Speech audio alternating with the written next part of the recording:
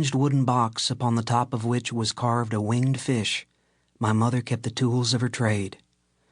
Sometimes I touched a sewing needle with my finger and reflected how such a small object, so nearly weightless, could keep our little family from the poorhouse and provide us with enough food to sustain life, although there were times when we were barely sustained. Our one room was on the first floor of a brick and timber house which must have seen better times. Even on sunny days, I could press my hand against the wall and force the moisture which coated it to run to the floor in streams. The damp sometimes set my sister Betty to coughing, which filled the room with barking noises like those made by quarreling animals. Then my mother would mention how fortunate we were to live in New Orleans, where we did not suffer the cruel extremes of temperature that prevailed in the north. And when it rained for days on end, leaving behind when it ceased a green mold which clung to my boots, the walls, and even the candlesticks, my mother thanked God that we were spared the terrible blizzards she remembered from her childhood in Massachusetts. As for the fog, she observed how it softened the clamor from the streets and alleyways and kept the drunken riverboat men away from our section of the Vieux Carré. I disliked the fog. It made me a prisoner. I imagined sitting there on a bench in the shadows of the little room, that the smoky yellow stuff which billowed against our two windows was a kind of sweat thrown off by the Mississippi River as it coiled and twisted toward the sea. Except for the wooden sewing box, a sea chest which had belonged to my mother's father, and her work table, we owned scarcely anything.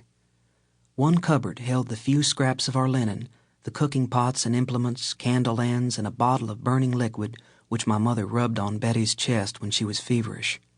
There were 2 chamber pots on the floor, hidden by day in the shadow of the cupboard, but clearly visible by candlelight, the white porcelain one chipped and discolored, the other decorated with a painting of an ugly orange flower, which my mother said was a lily. There was one pretty object in the room, a basket of colored spools of thread which sat on the sill of the window facing Pirate's Alley. By candlelight, the warmth of the colors made me think the thread would throw off a perfume like a garden of flowers. But these spools were not used for our clothes. They were for the silks and muslins and laces which my mother made into gowns for the rich ladies of New Orleans to wear to their balls and receptions, their weddings and the baptism of their infants, and, sometimes, to their funerals. One early evening, toward the end of January, I walked slowly home inventing a story that might distract my mother from asking me why I was late and where I had been.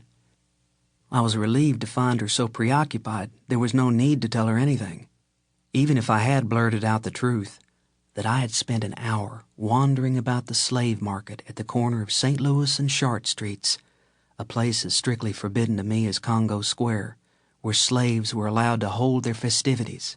I doubt she would have heard me. The whole room was covered with a great swath of apricot-colored brocade, supported by chairs to keep it from touching the floor.